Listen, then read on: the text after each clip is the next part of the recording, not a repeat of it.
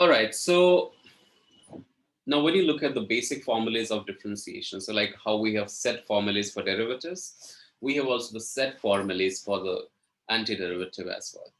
Now there are some of the ones which fall under SL core categories. So SL core category formulas I'm going to write down here. So let's say first one is integration of x to the power n. Um, if you want to integrate this, so integration of x to the power n is x to the power n plus 1 over n plus 1 plus c. Similarly, there are other formulas that are into the in in your data booklet. First one is, let's say if you have the integration of sine x. Integration of sine x is negative cos x plus c. Integration of cos x, you will see, is positive sine x plus c. Integration of e to the power x itself is e to the power x plus c.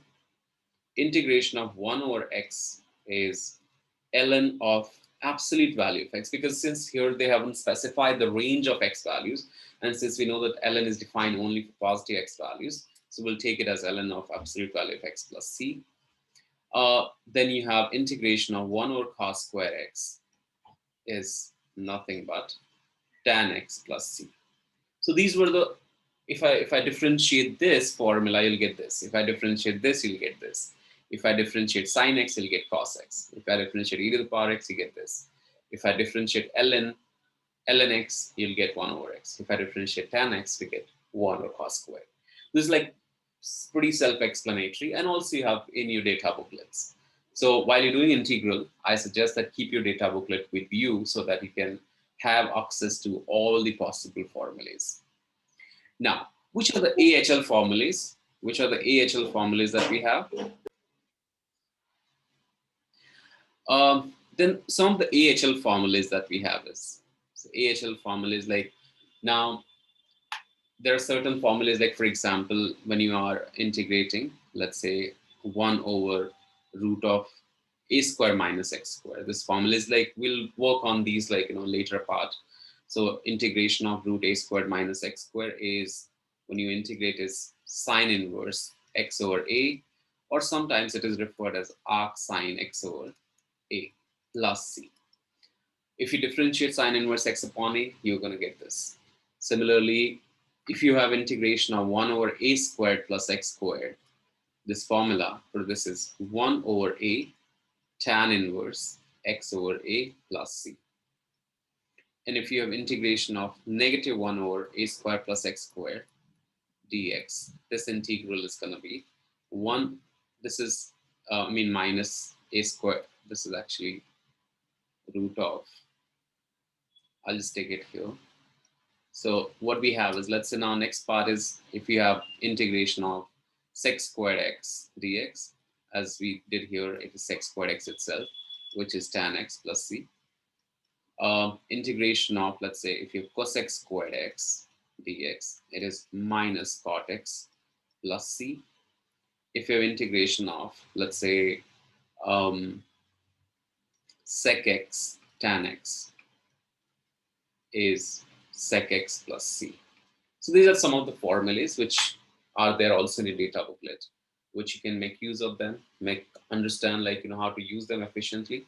But also I recommend that you remember these. So now before I go ahead on anything, let us see how do we use these formulas to get the, solve the questions. Now, number one is that in your exams, sometimes they'll give you a straightforward question. Okay, integrate x cubed plus, let's say, 4 over x squared plus, let's say, 7 dx. Now, what is really important is that, remember that this formula that you see, the first formula, is only if you have x to the power n in the numerator. And this formula is not valid when n is negative 1. This doesn't apply when n is negative 1. Obviously, otherwise denominator becomes 0 and it becomes undefined. So when you have, let's say, 1 over x function, like when n is minus 1, then you use ln x. So we'll come to these kind of questions like with practice. Let's say when you integrate x cubed, now you can actually break this integral into three parts. X cubed, you can separately integrate.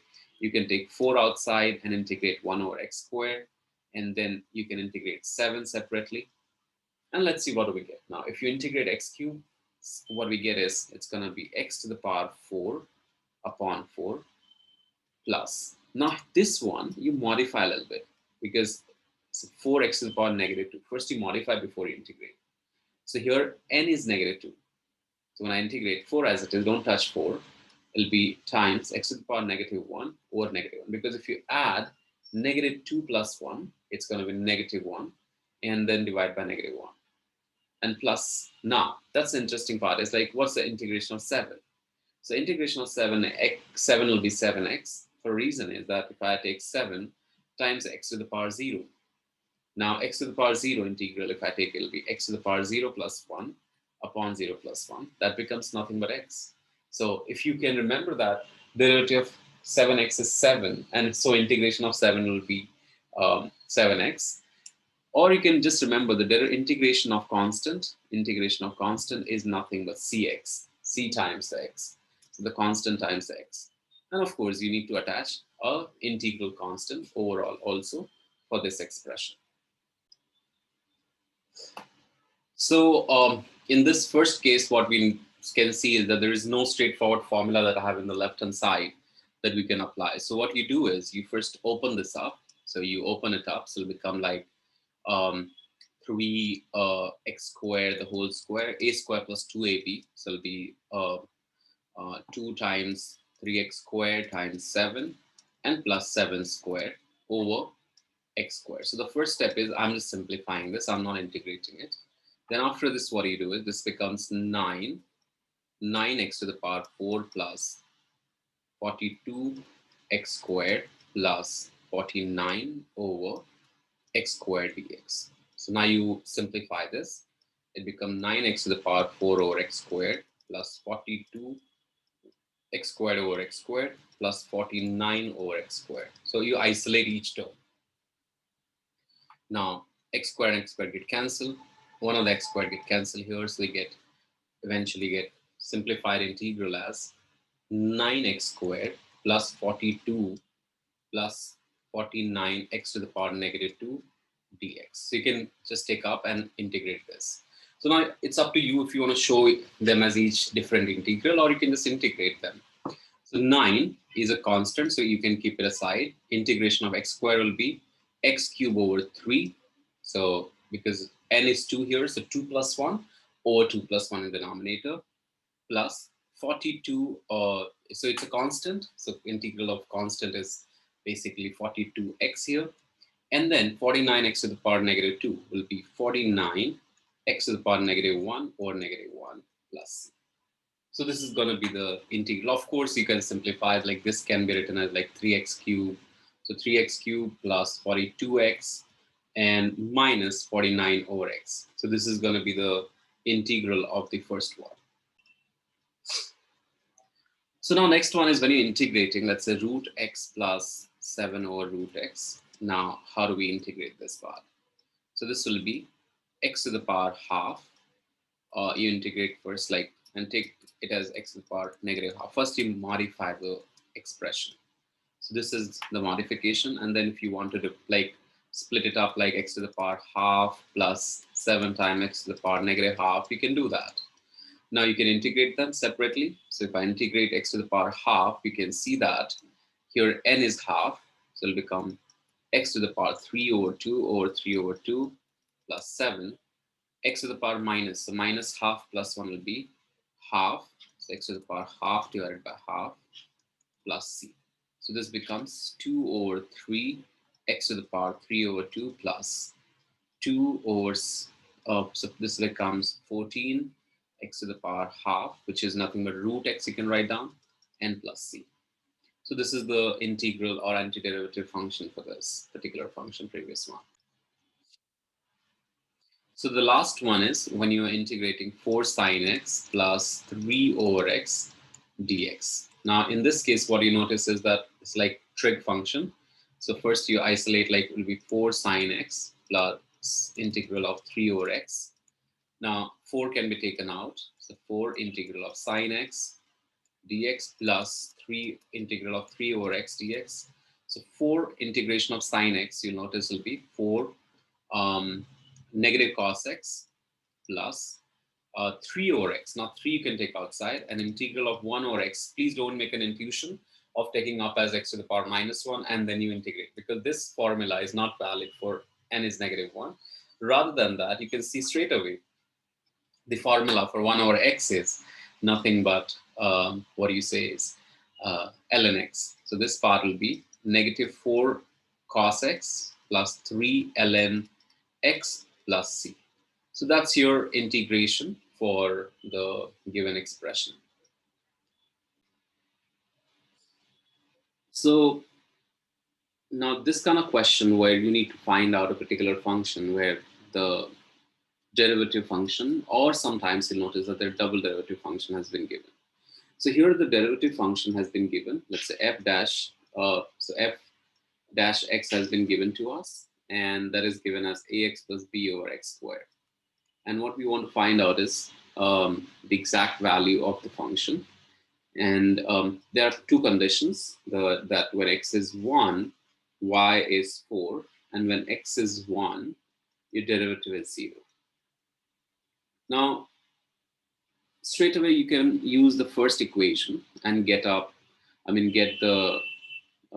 you can get first equation by using straight away this derivative condition. So if I plug x is 1 in the derivative function, so if I plug x as 1 in the derivative function, you can see that's 0. So it'll be a times 1 plus b over 1 equals to 0. So we get a plus b equals to 0. That's our first equation. Now, second equation is going to be obtained only if you have the original function.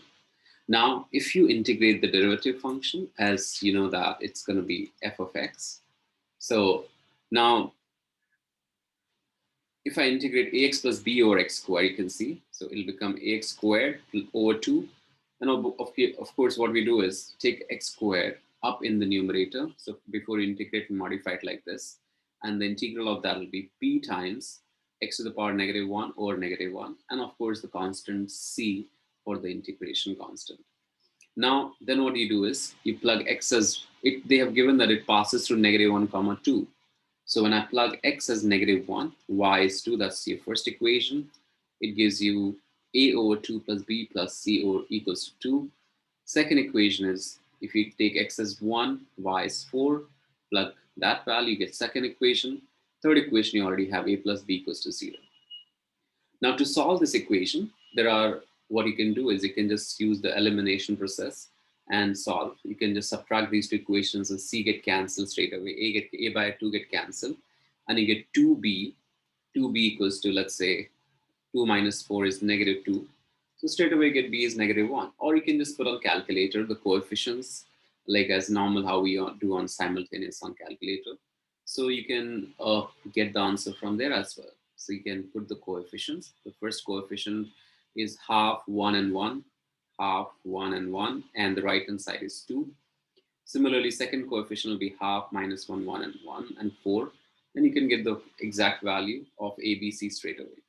But if it is non-calculator paper, you may be expected to use the simple elimination process.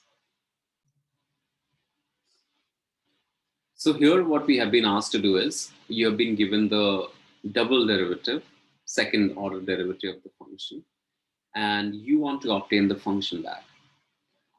They have given the two conditions. So the first condition is when x is 1, y is 6, and at x equals to 1, gradient is 12. So it means that the slope is 12 when x is 1. So of course, we're going to make use of these things. But remember that if I integrate the second derivative, I get the first derivative function. And if I integrate the first derivative, you get the original function. So in this case, you might have to integrate the function twice, the derivative function twice, in order to get the answer. So now let's see what do we get when I integrate first time. So if I integrate first time, I'll get the derivative function, which will be integration of 12x plus 4. So if I integrate this, it'll be 12x squared over 2, and integration of 4 will be 4x plus c. Now, since we have been given the particular condition here, so let's say we have been given when x is 1, the slope function is 12, the slope is 12. So you can just do 12 equals to, get this constant first. So get the constant here. So 12 equals to 6 times, then you have 1 squared plus 4 times 1 plus c. So you'll get 12 equals to 6 plus 4 plus c, that gives us c as 2 for the derivative function. So my derivative function will be actually f dash x is going to be 6x squared plus 4x plus 2. So this is my derivative function. Now, as you can see, it's the same thing as what we got here. Now, if I integrate this once again, I get my original function back. So f of x will be integration of 6x squared plus 4x plus 2. And now 6x squared integration is going to be 6x cubed over 3, 4x squared over 2, and integration of 2 will be 2x plus c. So the integration function, the original function, what we get is 2x cubed plus 2x squared plus 2x plus c2. Now plug x as 1 and y as 6. So if I plug x as 1 and y as 6, you get the second constant, which obviously this constant will be 0. So your original function is 2x cubed plus 2x squared plus 2x. Okay, so now we'll just work on a couple of questions on these formulas. So these are very straightforward, like the ones which are down here. And so we'll just work on the first three formulas, first two. So let's say if my integration is, I have to integrate 1 over root of 4 minus x squared. So you need to figure out that which is the right formula for this. So now you can clearly link up this understanding with root of a squared minus x squared. So integration of root of a squared minus x squared, as we can see, is sine inverse x over a.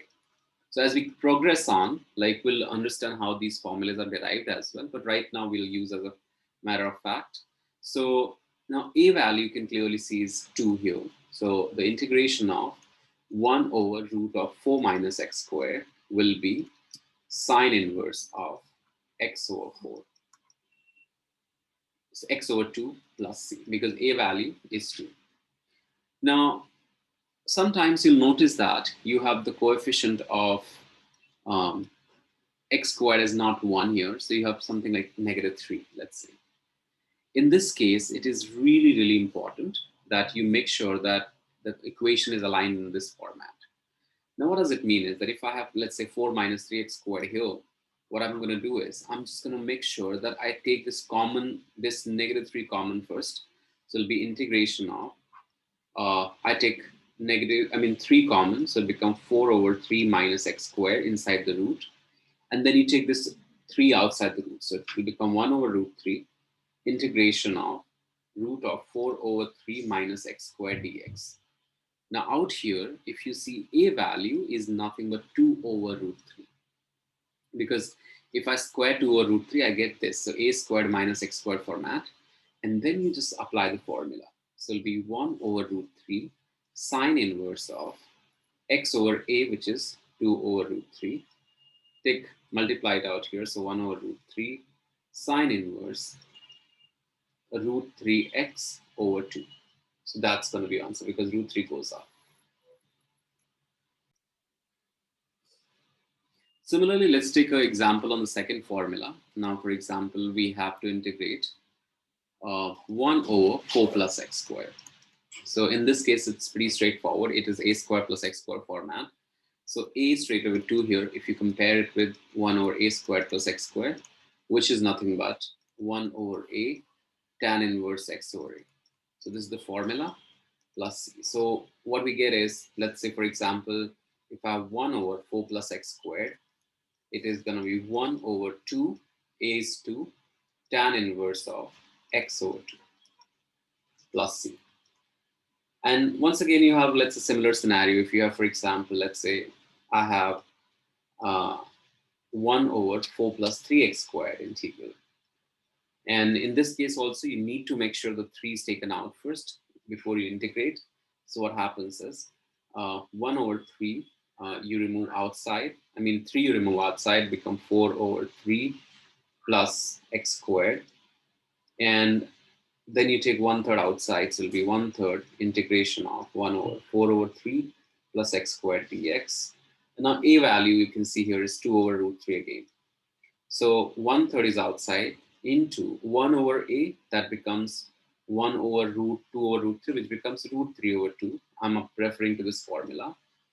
Tan inverse of x over a, which will become x over basically 2 over root 3, and which simplifies as root 3 over 6 tan inverse of uh, root 3 over 2x plus c. So that's your integration of such questions. We'll cover up more challenging questions in the coming classes.